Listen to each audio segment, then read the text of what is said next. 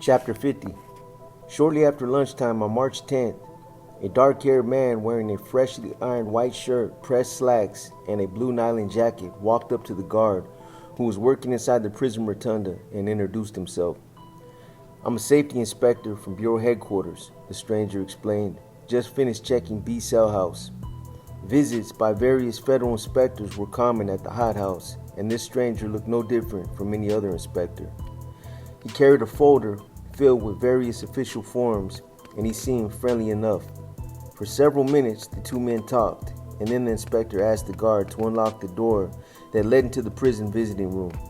The guard didn't have a key, but he called another guard who did.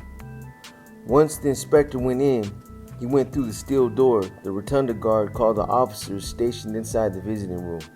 "Hey," he warned, "you got a safety inspector from Washington coming your way."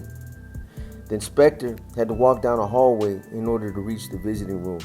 A guard was waiting to let him inside. The inspector examined the portable fire extinguishers hanging on the walls, asked the guards a few questions, jotted down some notes in his folder, and then announced that he was finished.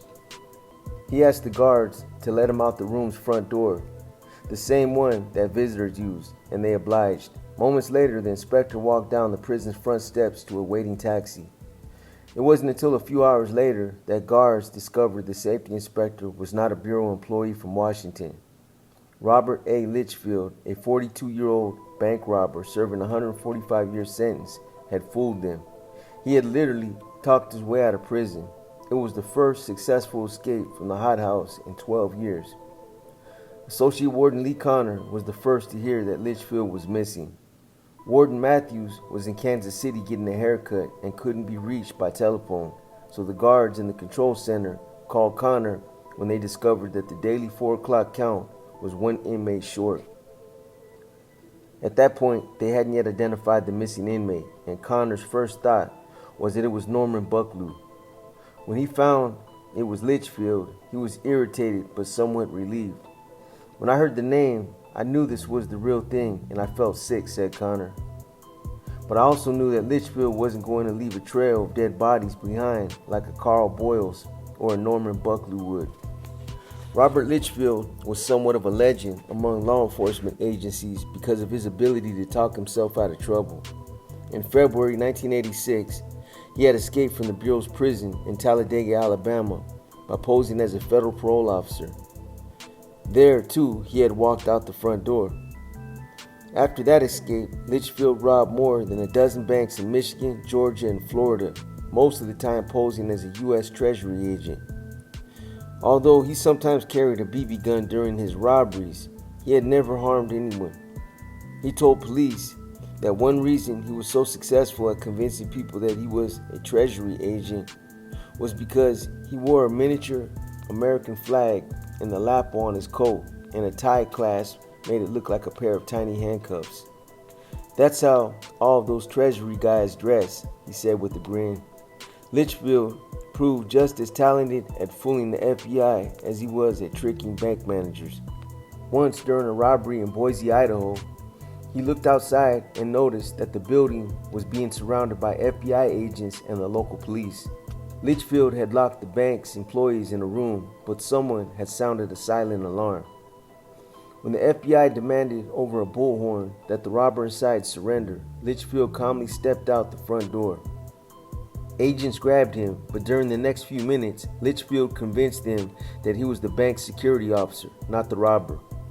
He volunteered to help them approach the real crook, who he said was still inside the bank. Litchfield drew a diagram of the bank for the FBI, described the robber, and even offered tips on how to sneak inside and free the hostages. As soon as the FBI turned its attention back to the bank, he slipped into his car and drove away. Fuck. That incident had so outraged the FBI that it put Litchfield on its 10 most wanted list. And the quick-talking robber was captured in May 1987 and sent to Leavenworth. There, he had deliberately kept out of trouble and done his best to blend into the crowd. He wanted to remain faceless. Most of the guards who worked in the prison had never heard of Litchfield, and few recognized his photograph when Connor posted it a few hours after the escape. By the time Warden Matthews returned to the penitentiary that night, Connor had figured out how Litchfield had gotten away. He was smart enough to use us, Connor told Matthews, and we played right into his hands. No one was supposed to enter or leave the main penitentiary without the permission of the control center. The guards inside it were responsible for identifying everyone who passed through the prison's steel gates. But Litchfield bypassed the center by getting the rotunda guard to let him into the visiting room. Those who came and went inside the visiting room were the responsibility of the guards stationed in it, and they never bothered to ask Litchfield for identification because the rotunda guard had already telephoned and identified him as a safety inspector. We actually helped Litchfield escape, Connor explained, because we had one staff member in the rotunda telling another staff member in the visiting room that Litchfield was a safety inspector. We vouched for him. Connor was under incredible pressure, recalled Dan McCauley, an officer who worked with Connor the night of the escape. He was taking the escape hard. He was angry and embarrassed. He blamed himself. But Matthews was amazingly calm and diplomatic. Name me a penitentiary where someone hasn't escaped, he said. He was really cool about the entire thing, and his composure calmed people down. 14 days later, Litchfield robbed a bank in Tucker, Georgia, by posing as a gas company inspector and convincing the employees that there was a dangerous gas leak in the building. He hustled them into a conference room, locked them inside, and stole $38,000 from the vault.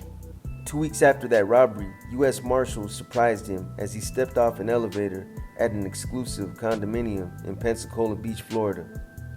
His face was swollen and bruised from plastic surgery that he had undergone only a few days earlier. The surgery had so changed his appearance that a deputy from Kansas had to be flown to Florida to identify him. The plastic surgeon was later quoted as saying that Litchfield asked to look like the movie star Robert De Niro. Litchfield received an additional 35-year sentence for the escape and the Tucker bank robbery. This time, the Bureau put him in Marion. If the officers had followed proper procedures, Litchfield would not have escaped, Matthews said later. But I think things were running so smoothly that our people were lulled to sleep. It's been 12 years since an escape and 2.5 years since a murder. We were simply too relaxed, and that's partly my fault because I want things around here to be laid back. After that incident, Connor wrote himself a note that he kept in the top drawer of his desk. It was a list of his priorities as an associate warden. It read: 1. No escapes. 2. No staff members hurt. 3. No convicts hurt. He wrote another note the next day and slipped it next to the first one. It read, 1,200 assholes. Connor decided he had spent too much time worrying about the Cuban units. Connor decided he had spent too much time worrying about the Cuban units, not enough thinking about the American prisoners. It's a reminder to me that I got 1,200 assholes beside the Cubans to watch. Staff morale was affected for weeks. Normally, friendly guards avoided speaking to inmates. Any violation of prison rules, no matter how slight, was dealt with harshly. At Benny's, guards drank their beers in uncharacteristic silence.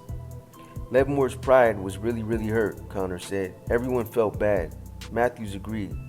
I think the way Litchfield escaped made it worse. He just walked out the front door and really rubbed it in our faces. In some ways, it would have been better for staff morale if he'd gone over the wall in a blaze of gunfire. Matthews and Connor instituted an array of new security precautions, but Matthews didn't dwell on the escape. Instead, he went to work rebuilding staff confidence and morale. With the enthusiasm of a high school coach giving a pre-game pep talk, he made a point of stopping to talk to guards as he made his rounds, bragging about the great job that each was doing, reciting the merits of the Leavenworth staff. No one liked the fact that Litchfield had gold them, Matthews preached, but every so often the inmates were going to get away with something. It's unfortunate, but inevitable. I didn't want the staff to get so down on themselves that they began doubting their abilities, he later explained, because that would only result in more problems. By the beginning of April, most of the gloom had dissipated, and Matthews had gained a new popularity. Even his harshest critics were complimentary about the way he had handled the Litchfield escape. and they felt the sort of kinship with him that develops whenever people share a harrowing experience. Warden Matthews had been passed over for promotion, and so had most of the hothouse guards at some point during their careers. Matthews had been badly embarrassed by the escape, but instead of using the guards as scapegoats, he had accepted full responsibility. Most importantly, he had defended Leavenworth. It was still the best institution in the federal system, he bragged, with the finest staff in the Bureau. And he had said this over and over again with the conviction and enthusiasm of a man who seemed genuinely to believe what he was saying.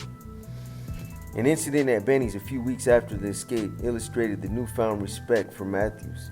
Two guards from Marion, who had brought a prisoner to Leavenworth earlier that day, joined the three hothouse guards for drinks after work.